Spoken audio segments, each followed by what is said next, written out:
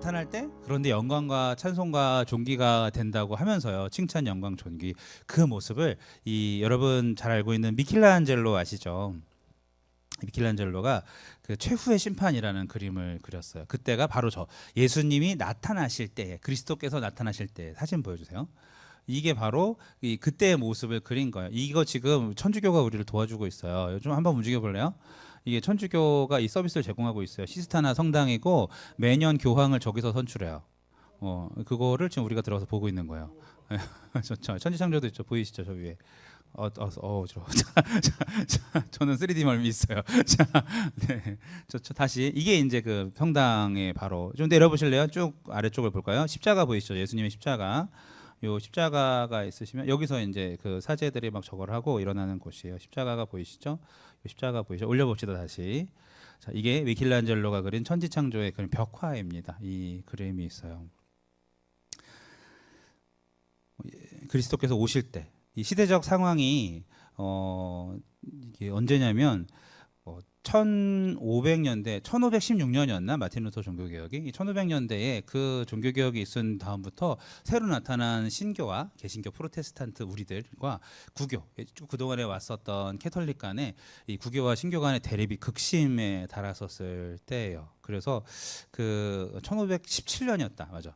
그랬을 때 그 이후로 교권이 막 땅에 떨어지고 등록 교인은 많은데 구원이 뭔가가 이슈가 되기 시작하고 그러는데 진짜 교인들은 별로 없고 왜냐면 그 전에는 국교를 인정하고 이러다 보니까 문화적인 그리스도인들 있잖아요. 그러니까 실제로 예수님에 대한 신앙 고백이 있는 게 아니라 태어나니까 그냥 국교가 그거라서 생활 양식이 돼버린 그런 종교인들이 많았기 때문에 미켈란젤로도 정말 내가 진짜 구원받은 사람일까가 고민스러웠던 거야. 그래서 저 그림을 그리게 됩니다. 누가 구원받고 아까 그 말씀대로 하면은 칭찬과 영광과 존귀가 나타난다 그러는데 누가 그렇게 될 것인가를 하면서 생각하면서 이 그림을 그렸어요. 가운데 보면은 예수님이에요. 이분이 이제 등장하시는 예수님이시고 잘 보면 여기 창자국 보이세요? 요거 옆구리 푹 찔렀던 자국이요. 그렇게 그려 넣었고 이거 큰 그림도 다 인터넷에 각각 따로 있는데 보시면은 다 이렇게 나타나는데 아쉽긴 합니다.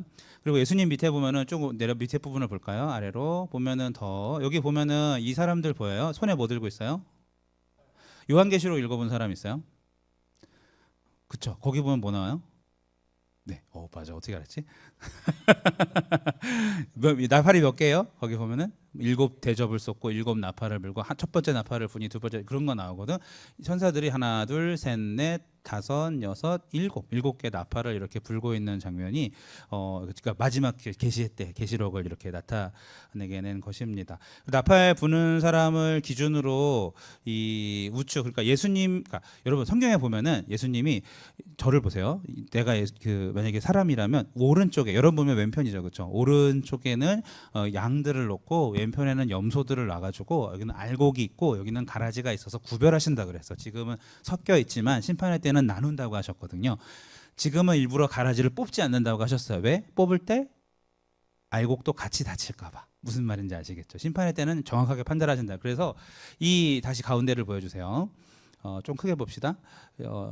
처음 크게. 예. 이 예수님을 중심으로 가운데를 쫙 쪼개가지고 예수님의 오른쪽, 이쪽 아래에 있는 사람들은 구원받는 사람들에 대한 모습이고 이쪽 아래 사람들은 올라가고 싶어도 심판당하는 사람들이에요. 여기 누가 구원받는지를 모른다고 그랬잖아요. 아까 이게 뭐가 진짜 신앙인인가 당시 굉장히 혼란스러운 세상이었기 때문에 보면은 여기 토굴들이 아래쪽을 볼까요? 이쪽. 여기 왼쪽 아래쪽 죄송해요. 왼쪽 아래쪽 오케이. 여기 보면 토굴에 사는 사람들이 막 나와서 천사들이 데리고 이렇게 막 휴거하는 그런 장면이에요. 죽은 시체도 이렇게 막 달려 올라가는 것처럼 보이죠. 올라가고 좀 올려볼까요? 여기 이 사람 거꾸로 막 다리 잡고 올라가기도 하잖아요. 이렇게 천사들이 숨어 있는 사람들 다 데리고서 천국으로 오모나 하면서 올라가는 그런 장면에 대해서 저렇게 그림을 그리고 있는 것입니다. 여러분들 다 예수님의 오른편에 있는 사람 되시기를 축복합니다. 있겠어요? 이렇게 해서 축복합니다. 네, 그래요. 이런 확신과 소망을 가지세요. 자, 반대편 사람들 봅시다. 저쪽 갑시다.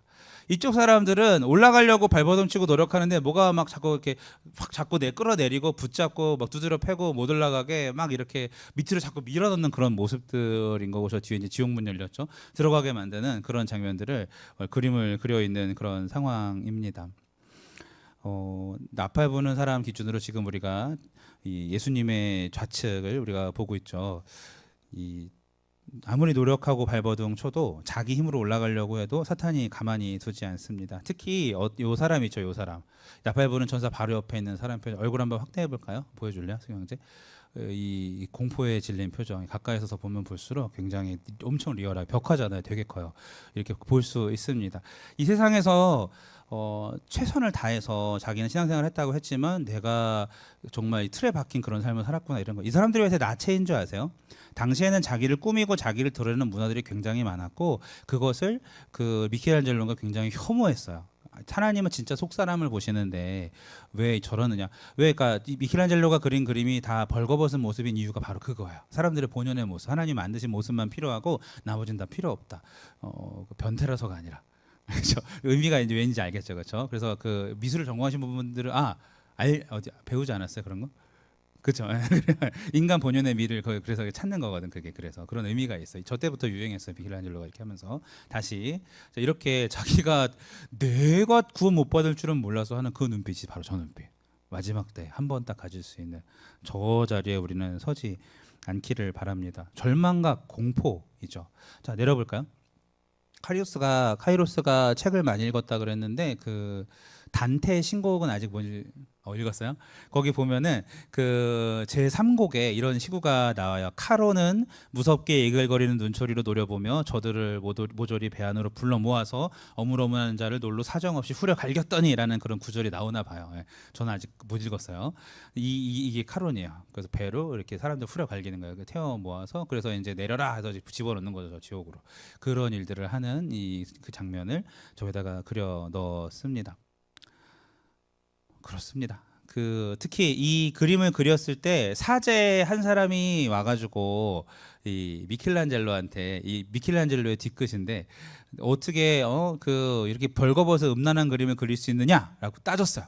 그래가지고 이 사람이 기분이 나빴어 미켈란젤로가. 그래서 그 사제의 얼굴을 그려 넣었어요. 어디다가 넣었을까요? 바로 저 얼굴이에요. 저 사람이었어요. 그래서 그림 그린 사람한테 조심하셔야 돼요. 이 사람, 이 사탄의 얼굴이 바로 그 자기한테 왜 벌거벗은 음란한 모습을 자기 마음도 몰라주고 그렇게 함부로 얘기했다고 저기다 그려 넣었대요. 근데 나중에 듣다 보면은 더 저 사람이 그럴만하다라는 게 저 사람이 아니라 미켈란젤로가 저러는 이유를 알 수 있을 거예요. 조금 지나면. 자, 어쨌든 그렇습니다.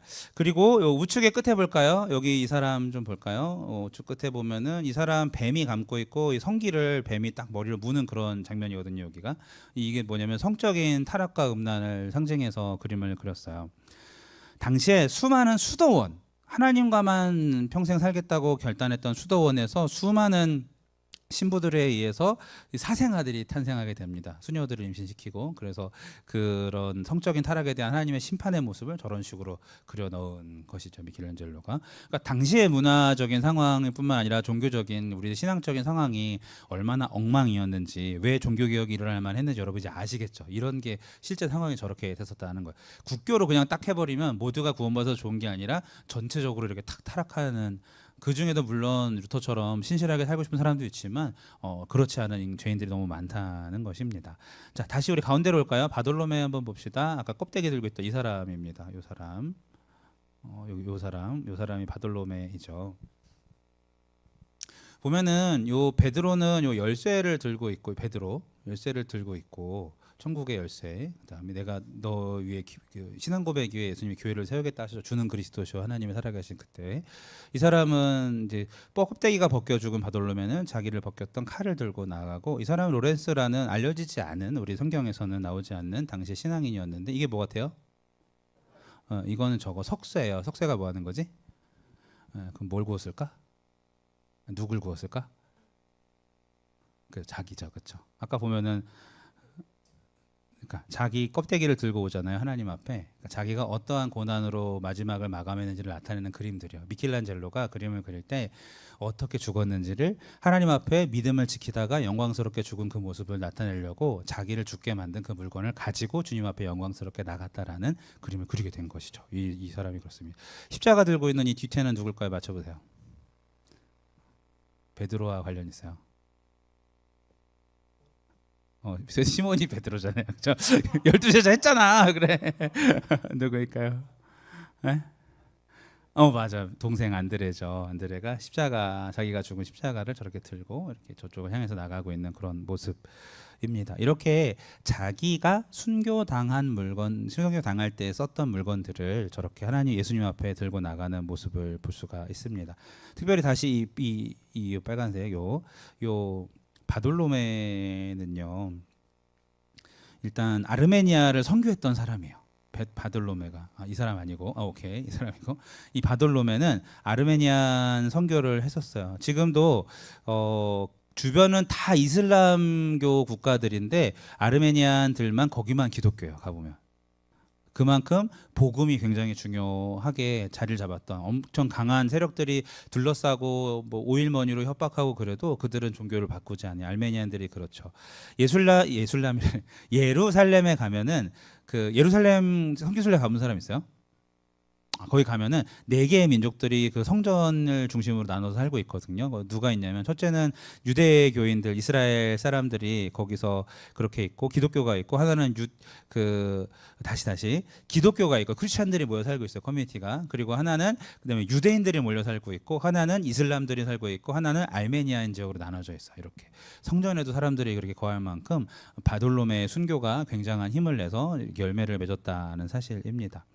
예수님께 관심이 많았던 아르메니안 사람들이 초창기부터 예루살렘에서 털을 닦고 살았었고 이들에게 복음을 누가 전했다? 바로 저 사람 바돌로메가 복음을 전했기 때문에 그들이 그렇게 예수님을 믿게 되었다는 것입니다. 오른손에 칼 있고 왼손에 사람 껍데기인데 자기가 벗겨 죽었기 때문에 그 칼과 증거물을 고통의 증거물을 가지고 하나님께 나아갑니다. 자, 그런데 중요한 게 뭐냐면 순교당한 이 모습 속에서 가장 주목해야 되는 것이 자, 여기에서 이 사진 안에서 미켈란젤로 자기의 얼굴이 뭘까요? 그려 넣었어요. 네, 맞아요. 껍데기에 있는 것이 자기 얼굴의 초상화예요. 저렇게 살고 싶고 저렇게 죽고 싶다고 그려 넣었습니다. 이 사람이 아까 그 악마의 얼굴에 그 사람의 얼굴을 그려 넣은 것처럼 자기는 뭐 다른가? 그렇지 않아요. 자기도 이 땅에서 마지막까지 신앙생활을 지키고 싶고 잘 그리고 싶은 마음이 없는가? 자기 그냥 솔직하게 저렇게 껍데기가 되어도 그랬으면 좋겠습니다라고 그렇습니다. 가장 자신의 그릴 때에 뭐라고 하냐면 가장 추악한 모습을 그려보고 싶었다라고 그래서 저기다 저렇게 그려놓은 것이요. 가장 철저한 회개의 그림이 되는 것입니다. 그래서 이 그림을 볼 때에 여러분 이제 자랑스럽게 이거 미켈란젤로가 그린 최후의 심판이고 이 저 껍데기 저 얼굴이 저게 미켈란젤로의 최악의 상황에서의 얼굴이야라고 얘기하시면 여러분 굉장히 엘레강스한 사람들 될 거예요. 네, 그렇습니다. 자, 석세 다시 볼까요? 이 로렌스라고 그랬잖아요. 이 사람의 석세인데 자기를 태워 죽였어요. 복음 위해서 열심히 헌신했고 이 감독관들이 당시에 이제 신교들이 못마땅하잖아요. 재산을 다 몰수하려고 노력을 합니다. 그래서 그 교회 감독과 부사제들을 다 죽이고 로렌스만 딱 살려놔요. 그리고 이 로렌스한테 숨어 있는 교회 재산들을 다 가지고 오면 너도 살려주겠다라는 이렇게 얘기를 합니다. 그랬을 때 이 사람이 4일 말미를 줬는데 4일 동안 그 지역 사람들 아무나 다 불러다가 교회 재산을 싹 나눠줍니다. 그리고서 감독관이 왔을 때 사람들을 다 불러요. 이 사람들이 바로 당신이 말한 교회의 보물들입니다 라고 이렇게 얘기를 해요. 어떻게 됐을까요? 저렇게 됐습니다. 그래서 석쇠에다가 가져와라 그래서 화형을 시켜라 해서 태웠는데 이 사람이 막 고통 속에서 울부짖으면서도 절반이 막 다 익어졌을 때 막 죽어가면서도 이제 내 반이 다 익었으니까 좀 뒤집어 주십시오 라고 그렇게 말을 했대요. 그리고 죽었다라고 합니다. 얼마나 담대하고 얼마나 의연한지 조금 더 확대해 볼까요? 예수님 주변에. 네, 감사해요. 예수님 주변에 이 사람들은 보면은 로렌스처럼 우리가 모르는 사람이 되게 많아요. 저도 아무리 봐도 모르는 사람이 너무나도 많다는 거죠. 이거는 감사한 일인 것 같아요. 이름 없이 힘을 내지 않고 빛을 내지 않고 끝까지 신앙을 지키면서 순교의 자리까지 나아가서도 예수님 앞에 달려가려는 사람이 이렇게 많다라는 사실입니다. 저도 그 N명 중에 한 명이 되시길, 우리도 한 명이 되길 예수님의 이름으로 축복합니다. 이름 없는 순교자들이 주님 앞에 가까이 많이 있어요. 계시록도 보면은 수많은 그런 순교자들이 주님 앞에 가까이 나와 있어요. 특별히 자신을 순교하게 만든 물건을 들고 자랑스럽게 곁에 선 사람들. 여러분 뭘 갖고 싶으세요? 뭐가 여러분들 제일 중요하세요? 그거 가지고 예수님 앞에 나아갈 수 있겠어요? 좀 민망하죠, 그렇죠? 하지만 정말 내가 이것 때문에 믿음을 지키다가 정말 자랑스럽게 예수님 앞에 나아갈 수 있게 되었어요라는 그 물건이 있다면, 저 순교의 물건이 우리가 보기엔 끔찍한 살인 도구이지만 어떻게 보면 주님 앞에는 자랑스러운 그 문의 열쇠가 되지 않을까 싶습니다. 여러분 무엇을 가지고 예수님 앞에 나아가려고 합니까? 저 최후의 심판은 반드시 있습니다. 마지막 때에 여러분의 개인의 종말이 있고 전 세계의 종말이 분명히 있을 것입니다. 그때에 어떻게 여러분들이 최후를 맞이하는가가 하나님의 관심이 될 것입니다. 복음으로 인한 핍박이 없다면 그건 어쩌면 내가 복음으로 살지 않아서 그런 건 아닐까요? 고민해 보면서 정말 이 세상 속에서 믿음을 지키는 것이 무엇인지 잘 생각해 보시길 예수님의 이름으로 축복합니다. 다시 한번 말씀 읽고 마치도록 할까요? 시작. 너희 믿음의 확실함은 불로 연단하여도 없어질 금보다 더 귀하여 예수 그리스도께서 나타나실 때에 칭찬과 영광과 존귀를 얻게 할 것이니라. 우리 한 번 더 이 말씀을 읽을 때 마치기 전에 저 확실함에다가 방점을 찍어서 내가 확실한 믿음 생활을 가지고, 하나님 저 이거 아시죠? 저 이런 증거가 있어요. 저를 죽이더라도 저는 하나님 앞에 나아갈 것이기 때문에 저는 어떤 핍박이 와도 확실히 주님을 믿을 자신이 있어라는 마음을 가지고 다시 한번 시작. 너의 믿음의 확실함은 불로 연단하여도 없어질 금보다 더 귀하여 예수 그리스도께서 나타나실 때에 칭찬과 영광과 존귀를 얻게 할 것이니라.